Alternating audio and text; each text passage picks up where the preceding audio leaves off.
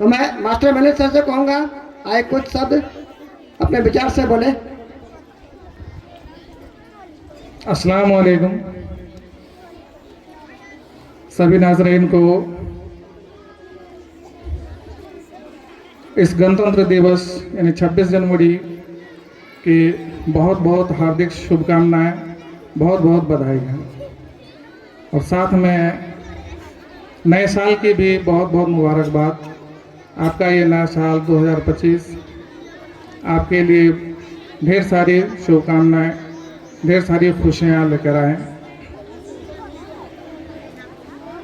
आज का ये मंच तो वैसे बच्चों के लिए है, लेकिन हमारे वेलकम एकेडमी के जो डायरेक्टर सर हैं, दो शब्द कहने आप लोगों के समक्ष, दो बातें रखने का मौका दिया हमको। तो इस मौके पर आप लोगों ने तरह तरह की बच्चों के द्वारा तरह तरह की बातें आप लोगों ने सुना। ये गणतंत्र दिवस क्यों मनाया जाता है,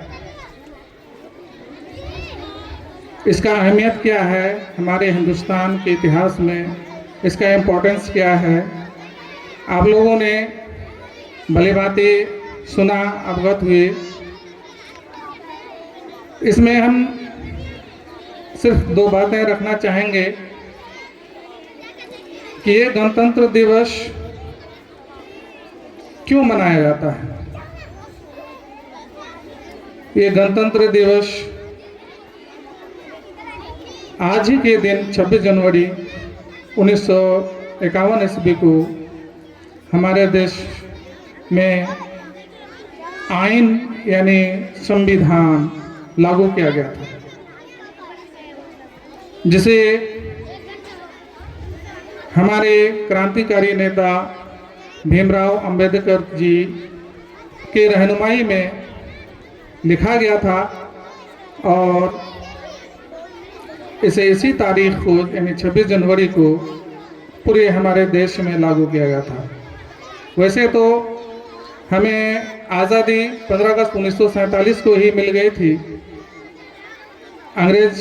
उससे पहले अंग्रेज हमारे देश में हुकूमत करते थे और बड़े जुल्म उठाते थे। बड़ी लंबी लड़ाई के बाद हमें आज़ादी तो मिल गई 15 अगस्त 1947 को, लेकिन हमारे पास आइन नहीं था।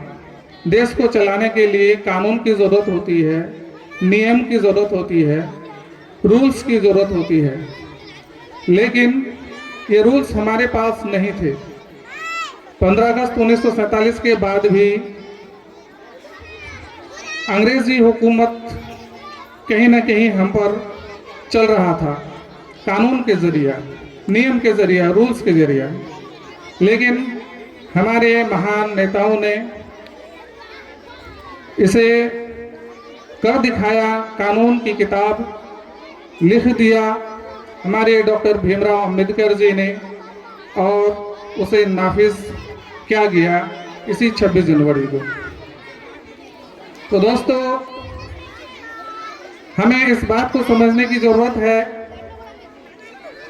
तो ये सारी चीज़ें, संविधान हमें जो अधिकार देता है तो ये संविधान ही देता है। बिना कानून के, बिना आइन के कोई देश नहीं चलता है।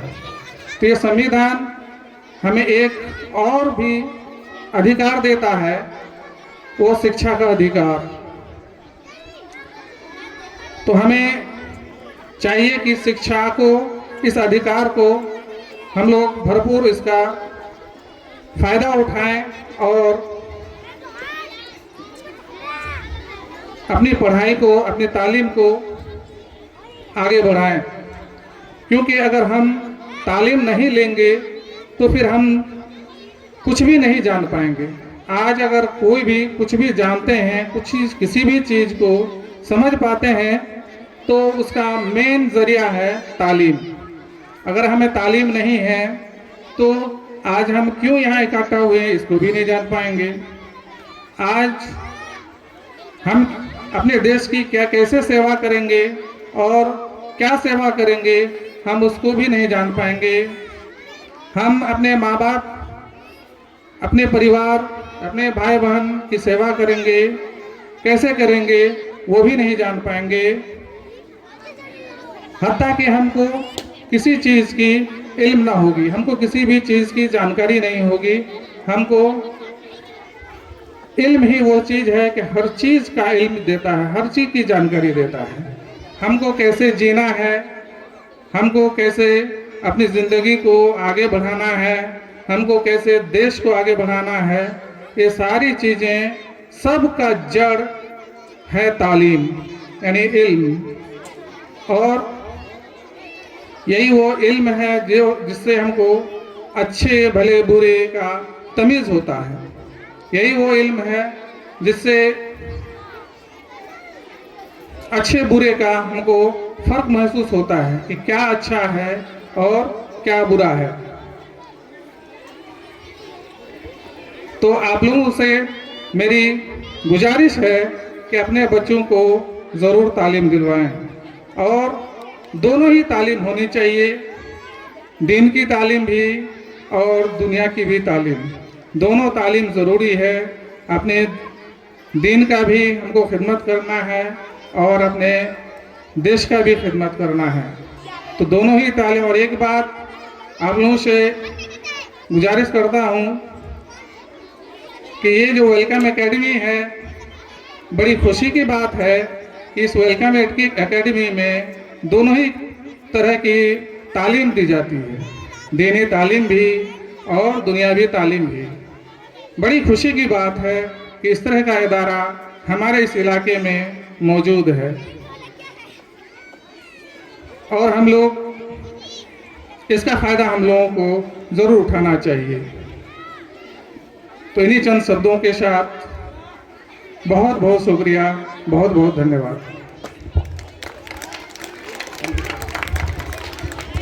मैं मास्टर साहब को इसके लिए बहुत बहुत शुक्रिया अदा कर रहा हूँ कि कुछ समय तक कि हमारे वेलकम एकेडमी के बारे में, एजुकेशन के बारे में कुछ शब्द अपने विचार से बोले। उसके लिए मैं उनको बहुत बहुत शुक्रिया अदा करता हूँ।